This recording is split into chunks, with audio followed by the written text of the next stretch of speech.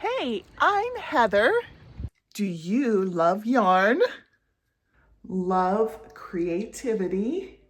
You belong here at Strings and Threads, your go-to spot for crochet, knitting, and a fun, interactive community. Let's create together. Subscribe now and join the fun. Hi, welcome to the tutorial for the fingerless gloves. I love this one because it has a little bit of breathing within it, but it's a nice warm yarn. So I'm going to show you what you need to do that. This will be adjustable if you want to make it longer. I'll show you how you can do the adjustments, but I made the first one. You're going to make 2 of these. I'm going to show you how to do it once, and then you'll go ahead and make a second one. So what I'm using for this, I'm using 2 different colors. So you can see that the chain part of it, I'm making with this black fingering weight. You can use whatever kind of yarn you want. I would just adjust your hook size based on the type of yarn. It also might change your sizing a little bit, so you might have to do more or less chains in the beginning, but I'll show you how you would do that. So I'm using this for the chaining part, and then for the woolly part, for the colorful part, I have this, which is, here, I'll pull that out so you can see it. And it is mohair, wool, and nylon. Feels really nice. It's a very, very nice yarn. So I had 2 skeins of these, and this is how much I used to make this one. So I have a feeling 1 skein of this would be enough. I think this was 91 yards, so that's how much that will take. All right, I'm going to start with the chaining color first. For the size that I have, and truthfully, I think I have pretty average size arms and hands.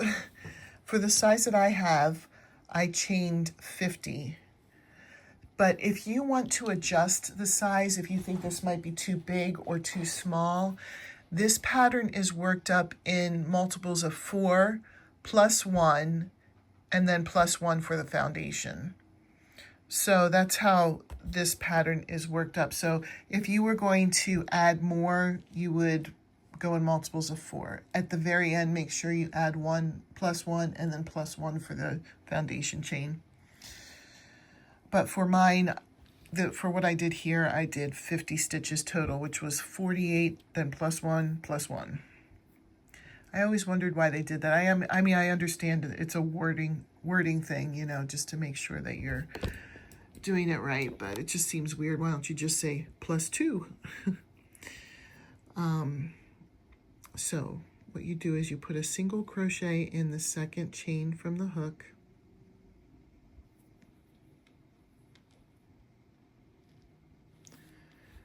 And then the pattern will be that you chain 3, skip 3 chains, 1, 2, 3, and then put a single crochet in the next one. Chain 3, skip 3, chain 3, skip 3. That's going to be the whole thing. I'll do it a couple times with you, and then we'll just pause it and finish the row. So chain 3. I didn't get 3 in there. Skip 3, 1, 2, 3, and then put a single crochet in the next one. I'll do it one more time with you. I forgot to say, I am using a G hook, which can range from size from 4.0 to 4.25. But I'm using that based on the yarn that I'm using. So, you know, if you're using something thicker, you'll probably want a bigger hook. 1, 2, 3, chain 3, skip 3, 1, 2, 3, and then put a single crochet in the next one. All right, why don't we pause the video here? You finish your row, I'll finish my row, and then we'll come back when we're at the end. Okay, you should end with a single crochet in the last stitch. I know it's a little bit hard to see with this thinner yarn, but what I'm going to do here, because I'm going to join up with the next color, so I'm going to undo, here I'll just undo the last single crochet. And since I'm working this in a round, we're going to continue around. So to switch color, I usually start the single crochet, and then when I get to the point where there are 2 loops on the hook, I grab the next color and then I loop through it and pull it through the rest of the single crochet. That gives it a pretty seamless change of color. Now I'm trying to make sure that this is not twisted, sorry. And then I'm going to bring it around, and I'm going to slip stitch with the first single crochet, with the new color. Okay, and I am not going to detach my original color. I'm going to make sure that it's coming over top, not from behind. I mean, it could work from behind as well, but I think it's easier if you have it coming up through there. And we're going to chain 2, put a double crochet right in that first single crochet that you just slip stitched into,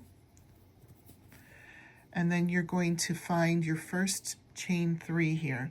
You're going to put 3 double crochets into that first chain 3. We're not going to be doing any chaining in between these. We just go right from one section to the next. No chaining or anything. We're just going to go to the next group of chains here. We're going to put 3 double crochets right in there. This is the pattern we're going to do all the way around. I'll do one more set with you, and then we can pause and finish the round and come back, because I think this part is pretty simple. And then go to the next grouping of chain 3, put 3 double crochets in there. Continue that all the way around, and then when you get to the first double crochet that we did, stop there, and I'll let you know what to do next once we get there. All right, I've come all the way around. I am still with the second color, with the woolly second color. I'm going to slip stitch into that first double crochet that was there, and then I'm going to draw the loop through with the other color, with the first color. We can just let these colors sit. We don't have to cut and redo, which is really nice. So I'm just going to let this other color just sit there. I'm not going to try to weave it into anything. I'm just going to leave it sit there. So now we're going to chain 1 and put 1 single crochet into the first double crochet there. And then we're going to look. We just did 1 double crochet to start the row. So in that space between the 1 double crochet and the first grouping of 3, oops, we're going to go in there and we're going to put a single crochet into that. So we're going to have 2 single crochets right next to each other. And then we're going to chain 3, 2, 3, and then we're going to go in between the next sets of 3 groups and put a single crochet in between. And then we're going to chain 3, and you're going to skip that set of 3, and then you're going to go right after that set of 3 before you get to the next set of 3, just in between those 2 sets of 3. Put a single crochet. I'll do one more with you, and then we'll pause and go to the end. Chain 3, and then look for the space between the next 2 sets of 3 double crochets, go in between and put a single crochet. Finish doing that same thing all the way around and then come back. Okay, I came all the way across with that pattern, and now I'm just going to leave that color go and grab the other color. And I think after this, you'll know what to do, because after we do this round, we just go back and do this again. So if you need to watch it again, you can go back and watch it again, but you're basically putting, in the beginning, you're putting 2 single crochets in, and then you're chaining 3, single crochet between the 3, chain 3, single crochet between the 3. So that's really all you're doing for this. Now for this one, you're going to chain 2 and put a double crochet into that first single crochet that you have there. And then you're going to look for the first grouping of 3 chains, and you're going to do 3 double crochets into there.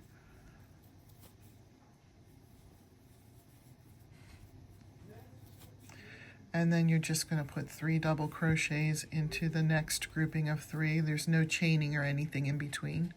Just go right into the next grouping of 3 and put 3 double crochets, and then follow that around, and then you'll repeat the round that we just did. And you can make these as long as you want. You can put them on and try them on as you're going and see how long they are. For mine, I stopped, where is it? I made a thumb hole right here.